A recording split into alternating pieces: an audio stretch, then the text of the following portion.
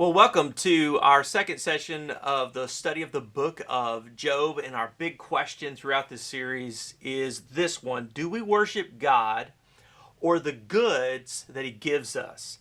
That question is the big theme of the book of Job. And it's really one of the ways that the book becomes very, very relevant in our lives. I talked a little bit about it last time just to kind of remind you of where we are in our study. This is kind of our schedule. We're going through these 6 different parts. We started last time with the question of why study the book of Job, and I talked about how the book of Job is famous. It's famous as literature. It's famous in art. It's just famous around the world. People know about the book of Job. I told a story about just being in a diner in Northern California and just hearing some ladies just talk about, hey, I want to read the Bible, and I think I'm going to start with the book of Job, because it was the only thing in the Bible that they really knew anything about.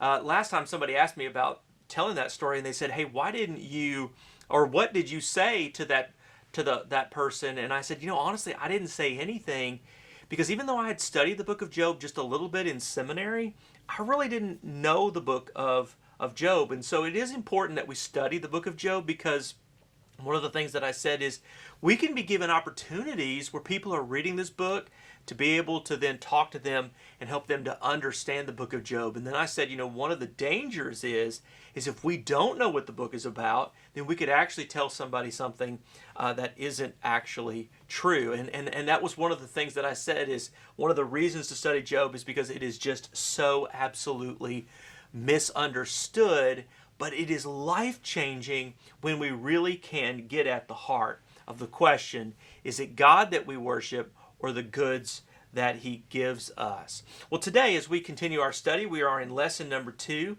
and we're looking at a peculiar question.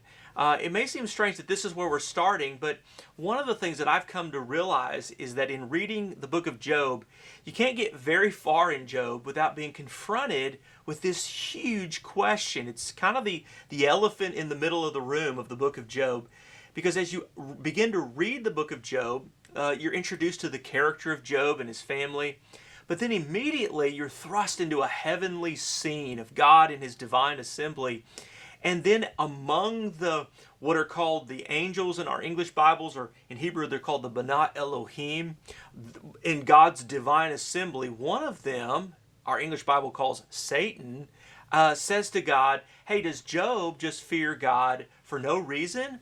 Or doesn't he just fear you because of all the good stuff you give him? Take it away and he will curse you to your face. Well, the question then comes to my mind, and I'm sure it has come to your mind sometimes as you've thought about this scene, is the devil really in the divine assembly? Is the devil really right there in God's presence? And how are we to even make sense out of that? Well, that's where I want us to start today with this question. What do we have to do to find out? And this really becomes a great kind of example of how we should study the book of Job and not just give a superficial kind of simple surface level reading of the book of Job. But if we want to find out, we have to start, number 1, by reading the book or reading the Bible. So I want to take a moment and I want to just read through verses 1 through 12, and so we can see this story. And as we read through it, one of the things I want to do is I want to give you a little bit of explanation, some running commentary, if you will, as we walk through it. So let's start in verses 1, 2, and 3, okay? So this is how the book of Job starts in the English translation of the Bible called the NIV, the New International Version. It's the most popular English translation. By the way, no translation is perfect. Some are better than others. They all have some things that could be improved on and are subject of some discussion and debate. But we're going to start with this, and I'm going to give you a little commentary as we go through. First of all, it says this: in the land of Uz, there lived a man whose name was Job. Okay, so he lives in Uz, not Oz, but Uz, which, by the way, is not Israel, and I'll tell you where that is in just a minute. Then we're told about the man. He was blameless and upright. Blameless doesn't mean sinless, it just means blameless. He feared God and he shunned evil. He had 7 sons and 3 daughters. Now, if you know anything about the Bible, the numbers 7 and 3 are pictures of perfection, 7 days, and God is 3 and that sort of thing. He owned 7,000 sheep, 3,000 camels, 500 yoke of oxen, 500 donkeys. He had a large number of servants. And then it says this, I love this little line, he was the greatest man among all the people of the East. I mean, this was a great man. He was rich, he was righteous, he had it all. He was the greatest man in the East. Then it says his sons used to hold feasts in their homes on their birthdays and invite their friends, invite their 3 sisters to eat and drink with them. When a period of feasting had run its course, Job would make arrangements for them to be purified. And early in the morning, he'd sacrifice a burnt offering for each of them, thinking, perhaps my children have sinned and cursed God in their hearts. This was Job's regular custom. Obviously, what the book's trying to tell us is he was a really faithful follower of God. And he loved his family, and he wanted them to be faithful followers of God. Okay, so that's where the story starts, with Job, his faith, his family, his friends. And then it moves up into the heavenly realm with this. One day, the angels came to present themselves before the Lord. Now, if you see the word in English, angels, that's a little bit of a debate. The Hebrew word Bana Elohim, it literally means the sons of God. Sometimes in the Bible, sons of God refers to angelic beings. But I'm gonna kind of push back on that a little bit and say, in the Bible, angels really just means a messenger, and not all the sons of God are messengers. So that's a little bit of a not quite exactly right. But these are heavenly beings in God's divine assembly, His royal presence. One day the angels, the Bana Elohim, came to present themselves before the Lord. So here God is in His divine assembly. And then it says in our Bibles, and Satan also came with them. Now, if all you knew from the Bible was what you had read in the Bible, you would assume that the word Satan is in the Bible, in the original, a capital S and a reference to Satan. But it isn't. It is the word. It's not even the word Satan. It is the word the Satan. In Hebrew, Hasatan. I'll show you that in just a moment. And it doesn't clearly translate like it does in the English here. In fact, I'll show you some other translations that they give a different meaning to it. The word Satan just means an adversary. And so you could translate it as the adversary. No matter what, though, it is actually the Satan. And so I'm going to do that as we walk through this. One day the angels came to present themselves before the Lord, and the Satan also came with them. And the Lord said to the Satan, or the Hasatan in Hebrew, where have you come from? And the Hasatan answered the Lord, from roaming throughout the earth, coming back and forth. Then the Lord said to the Hasatan, have you considered my servant Job? There's no one like him. He's blameless and upright, a man who fears God and shuns evil. And then we get the most important question in the book of Job. Job 1:9. Does Job fear God for nothing? In other words, does Job honor God, worship God, love God for no reason at all? Isn't it because of all the stuff you give him? The Hasatan replied. Have you put a hedge around him and his household and everything he has? Haven't you've blessed the work of his hands, so his flocks and his herds are spread throughout the land? He's got so much wealth, But now, stretch out your hand and strike everything he has, and he'll surely curse you to your face. And the Lord said to the Hasatan, very well then, everything he has is in your power, but on the man himself don't lay a finger. And then the Hasatan went out from the presence of the Lord. He did that. He smited Job's family and his crops and all that stuff. Now, if you don't know that story, he then goes back and it doesn't work. He goes back and he has to do it again. And it doesn't work. Now, here's the question I want us to think about today is the devil in the divine assembly? And when we read that in English, when you read through that, it kind of gives you the impression that because the English Bible says it just says Satan, the devil's in the divine assembly. But we don't just read the Bible to find out. We study the Bible to find out. Now, if you don't know the difference between reading the Bible and studying the Bible, think about what it's like to just read your favorite novel, or, a kid here sitting in the library just reading their favorite little, kid book or whatever. They're just reading along, and this is fun, and this is interesting, and I'm enjoying that. Versus when you're really studying for something. You're studying for a final exam. You're studying for a big test. You're studying, you're reading, you're researching, you're learning, you're thinking. When it comes to the book of Job, we're not just reading it for fun. We're reading it to understand what it's really talking about. Scholars call this process, they use the term exegesis. Exegesis is a word that means to take out of the text what's in it. And so we would go into the text and we would read it in its original historical context. We would read it in its original language. By the way, the Bible wasn't written in English. Some people think it was, but it wasn't written in King James English. The Old Testament, our Hebrew Bible, it was written in Hebrew. The New Testament, in Koine, common everyday vernacular Greek of the first century world. And so to understand the Bible, you have to understand it in its original language, in its original culture. It was written thousands of years ago in the Middle East. It describes a different world. It's a different time. The book of Job, for example, is about 4,000 years old. That's at the end of the Stone Age. That was a long time ago. And so we have to understand it within its historic context in order to know what it means. So if we were to do that, then we would want to study Job, not just read Job, which means we would need to know things like who wrote it and when. Now, if you don't know this, I'm going to attach a little bit of a kind of a handout with this video if you want to get a copy of that. And the handout will actually kind of answer some of these questions. I'm not going to go through it all right now, but I will just tell you, we don't know who wrote the book of Job. It's anonymous. Legend says it was Moses, but that's just a Jewish legend. We know it's very, very old. There are copies of it that are 2,300 years old, meaning it is a really, really old book. We all, in other words, 4,000 years ago, but we have copies of it from 2,300 years ago. Secondly, and by the way, here's a picture of Moses. Did Moses write it? Secondly, we need to answer the question, what is Job? And by that I mean the Bible is not just a book, it is a book of books. And in the Bible there's narratives, there's history, there's wisdom literature, there's poetry, there's parables. The Bible is filled with all kinds of different styles of writing. Just like if you were to go to the bookstore, you'd pick up a novel or a fiction or a poetry. The Bible has all that kind of stuff in it. And Job is a part of the Bible called wisdom literature. And wisdom literature, like the book of Proverbs or Ecclesiastes or Song of Solomon, is not written the same way as all the other parts of the Bible. So wisdom literature, this particular wisdom literature includes poetry, there's hymns in the book of Job, there are prose sections, chapters 1 through 2, and then it finishes with 1.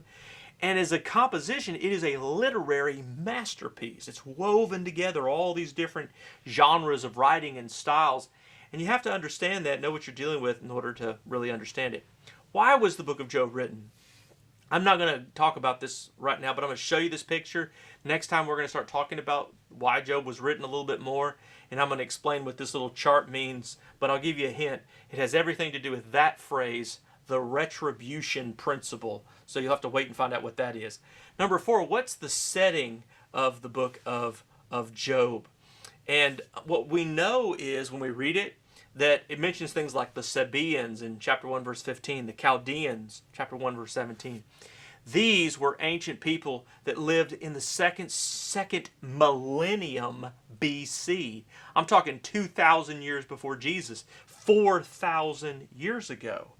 In the book of Job, there's no reference to the covenant, no reference to the priesthood, no reference to the temple, there's no reference to the law.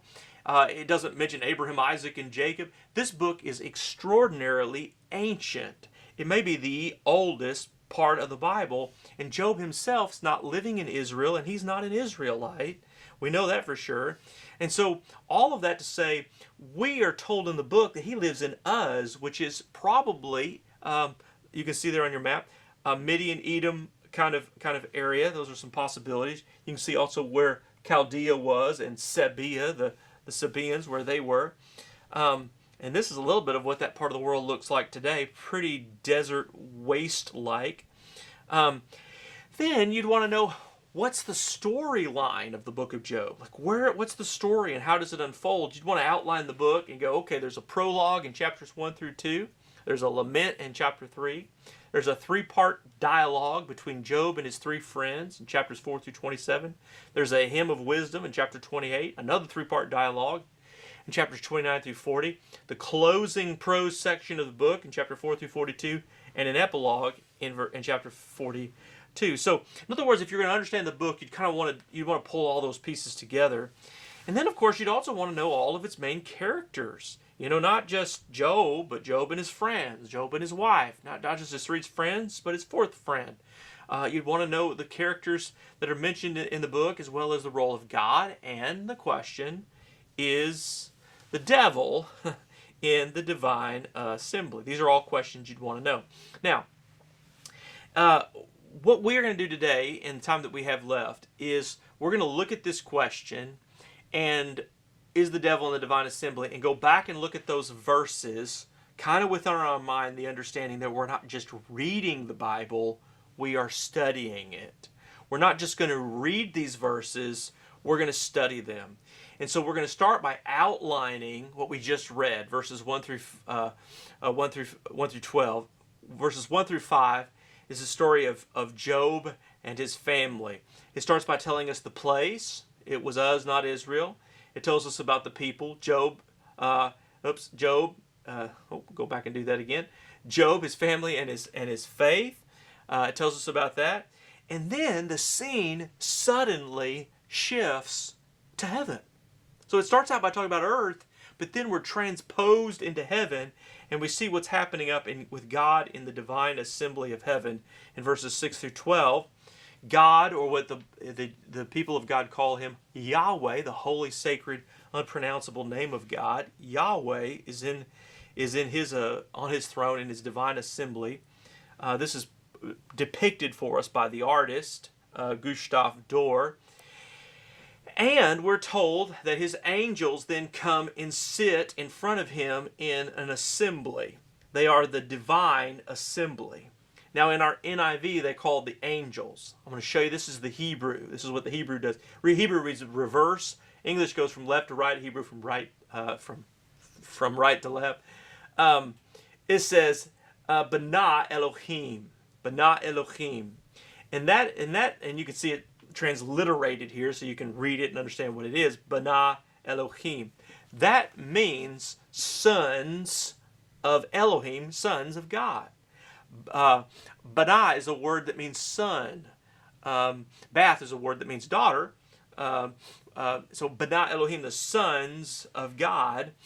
And sometimes translated as angels. These are heavenly beings. These are beings in the presence of God. That's what's there. And then we look, and Job tells us what? Then it says that the Satan comes.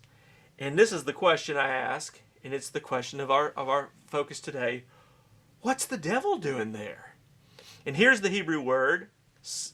We'd say Satan, but in Hebrew it's Satan. You can see these are the actual Hebrew. They don't have vowels, but we have vowel points that tell us Satan. This is the Hebrew word Satan. The Satan. It doesn't say Satan, it says the Satan. Satan. So what is he doing there? And already we're getting a hint as to the answer to that. Now, to find out the answer to this question, we have to study the Bible. We have to study it in original language. You have to try to understand it in its original culture. When we do that, we will come away with some conclusions. So let me tell you, here again is that picture.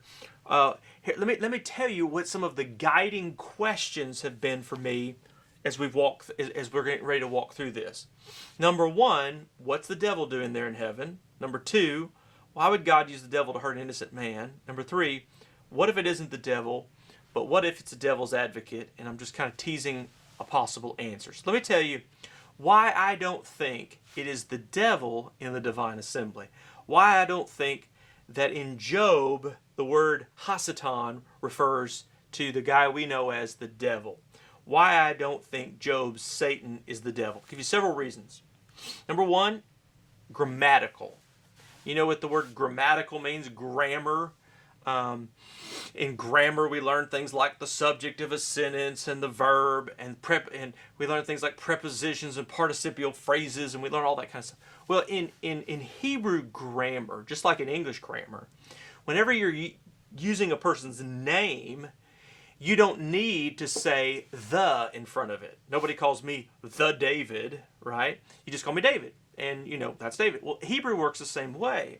And so when in Job it says Hasatan, or the Satan, it's telling us grammatically that this isn't a reference to the devil that we would think about in the New Testament, the absolute devil, but it's a reference to someone who is being a Satan. And Satan means something. It means an adversary. So for example, just to give you an example, one of the most literal translations of the Bible ever done by the Scottish scholar named Young, who lived in Edinburgh, Scotland in the mid-1800s. This is the way he translated this verse, chapter 1, verse 6, about this. It says, "And the day is that the sons of God, the B'nai Elohim, or angels, came and to station themselves by Jehovah, or Yahweh, and there doth come also," notice how he translates the Hebrew, "the adversary in their midst." Young rightly understood that the Hebrew word, Hasatan, is a reference to not a name, but a function, an opposer, an adversary, a challenger.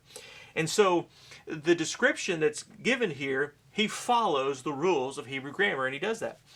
Here's a second reason, a lexical reason. Now the word lexical means like the dictionary definition of something.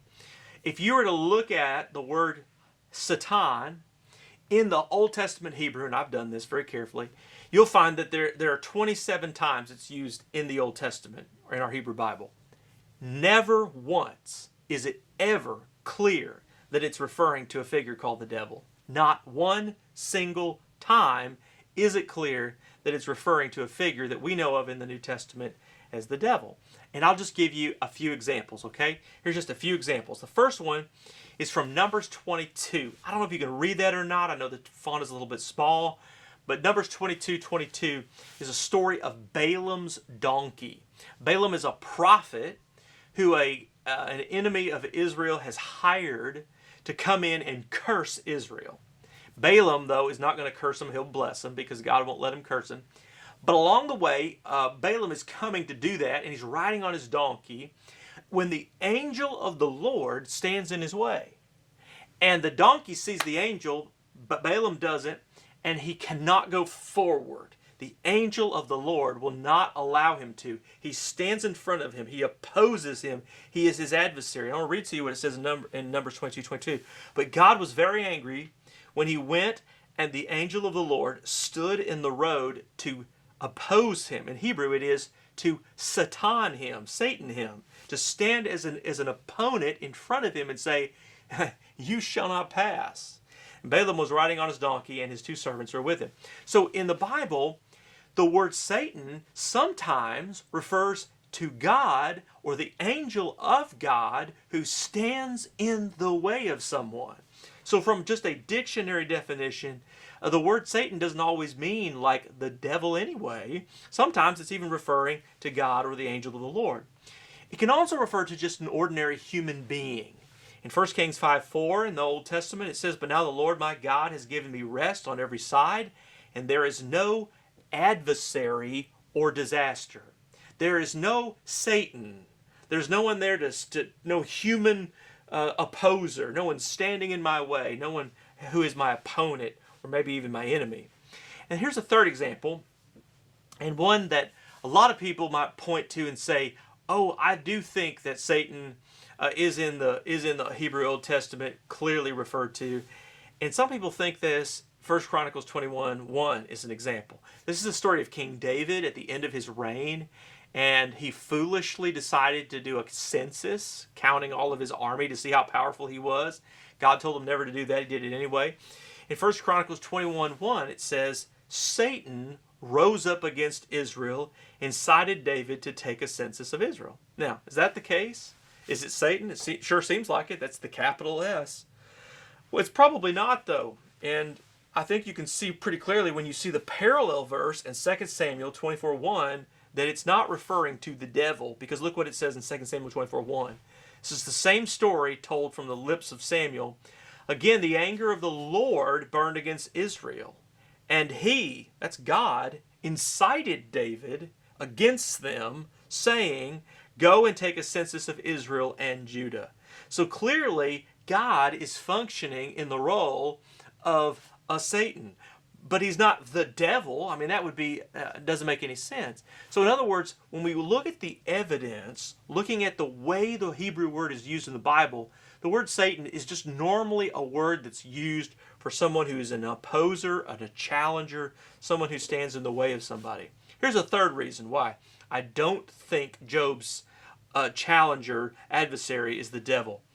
Theologically, the figure called Hasatan, or the Satan in Job, he doesn't match the New Testament devil who was cast down to earth and is in Hades.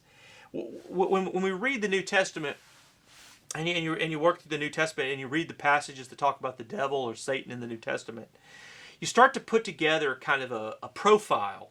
And if you were to look at all the verses, you would find some of the descriptions in the New Testament about the devil is that he is a tempter. Remember Genesis chapter 3, he's the serpent that comes to Adam and Eve and he tempts them to eat the forbidden fruit. The devil, Satan in the New Testament, is a tempter. He is also called the ruler of demons. This is Matthew chapter 12, verse 24. He is not just a guy that's up there in the heavenly court with God. That's not the picture we see in the New Testament, but he's the ruler of demons. In 2 Corinthians 4:4, he is called the God of this age, the God of this world.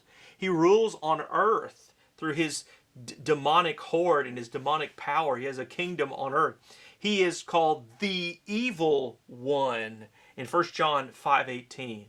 And when you think about the figure that you read about in Job up there in God's presence, he doesn't come across as an evil one or the God of the age or a ruler of demons or a tempter. Peter calls the devil in the New Testament a roaring lion seeking to devour people. And Jesus says in Luke chapter 10 verse 18, I saw Satan fall from heaven like lightning. In other words, it doesn't make sense to think that Job's Satan is the devil, because he's in heaven in this story, and Jesus says that he has fallen from heaven. If you go back and read the story of Genesis, when the serpent tempts Adam and Eve, God curses the serpent. He falls and he's confined to the world below. He doesn't then get to go back into the heavenly presence of God. And so these are the reasons why I don't think Job's Satan is the devil. Here's the fourth reason. It's contextual reason. When you look at the story in Job chapter 1, the figure that is described there is a member of the divine council. The figure that is mentioned there is a member of God's divine council. He's a B'nai Elohim. He's not some fallen angel down on earth that's been consigned there. He is doing God's bidding. He is following with what God is calling him to do. He is a son of God. He's not portrayed there as a bad guy, an evil guy. He is rather challenging God's policy, challenging God's program in a way that says, wait a minute, God, are you really running the universe right? Is Job really honoring and fearing you for all the good reasons, or is it just because you give him all that stuff? He is simply playing what I would refer to as the devil's advocate. And he is simply taking the opposing view and challenging God's policy, not necessarily in a way that we should understand as evil or the devil. So my conclusion is I don't think Job's Satan is the devil. Now, all that to say, who cares? Why does it matter, right? Well, that's such a good question. Because it matters a lot. When the conversation at the diner is happening and someone's reading the book of Job and they're going, oh, I'm reading Job and I see this story and I'm reading about it and it says, oh, Satan is in God's presence. It may lead someone to think, wait a minute, is God really that good? Because if God is really that good, why is he talking to the devil? Why is he and the devil working together? So it's comforting to me it matters to me for a couple of reasons. One is that it's comforting to me to know that God and the devil are not in cahoots. That God and the devil are not working together. But once I take that question off the table, of is the devil in the divine assembly? Is the devil in God's presence? And is God using the devil to accomplish these things? Once I can take that out of the conversation, you know what it does? Is it shifts the conversation back to the real question of the book of Job. The question that we really need to be wrestling with, which is Job 1:9, which is this: does Job fear God for nothing? And that matters to you and me, because why? Do I fear God for nothing? Do you fear God for nothing? If God were to take away your wealth, if God were to take away your health, if God were to take away your family, if God were to take away your circumstances in your life, would you curse God and walk away from God? In other words, do you worship God or the goods that He gives you? And see, it puts the question right back, and it requires us to focus then on the main question of the book. The whole book of Job is a part of wisdom literature. It is a style of writing that is meant to present a theological question, and it wants us to consider it. The whole book of Job is constructed as a scenario around undoubtedly a real man named Job, who was very famous in the ancient world and everybody knew about him. But the book was written so that we would reflect on that one basic question. Think about what Jesus would do when He would teach in the New Testament and the Gospels, is He would tell stories called parables. And He would tell the story of the parable of the Good Samaritan, right? And the story was all about, how do you love your neighbor? Now, somebody's going to read the story of the Good Samaritan, and they're going to get all tripped up with, all the details of the story and the things that are happening in the story. But that's not the point. You got to focus on the main point of the story. Jesus tells the story of a lost son, the parable of the lost son. And somebody's going to get really tripped up on some detail of that parable. But you'll miss the point if you don't focus on the primary point that Jesus is trying to teach us about God loving us, God being a prodigal God and wanting us to come home to Him and be with Him. So the book of Job is doing the same thing. It is inviting us in to consider one of the most important, one of the most relevant, one of the most meaningful questions that we can ever ask in our life. And that question is, do I really and truly worship God, or just the goods that God gives me? Now, I hope that our conversation so far has been helpful to you, and I want to encourage you as we finish our time together today for you to continue to think about some of this and begin to think about that question for yourself. Do you worship God or the goods that He gives us? Now, next week what we're going to do is we're going to continue to think about some of these questions, because what will happen in the life of Job is, and we now will shift the attention away from the heavenly scene into the experience of Job with his friends and in his life. And then we'll contemplate what the real question of the book of Job really is. I have told you what the question is: do we worship God or the goods that He gives us? But I have not shown you how they, in that ancient world, were so misunderstanding the way God ran His system, and that even the Hasatan, the adversary, what is called Satan in our English translations, how he was misunderstanding God's policy and God's program and how God was running the universe. In other words, this study is going to help us to understand God better. So I hope you'll join me again next time as we continue our study of the book of Job.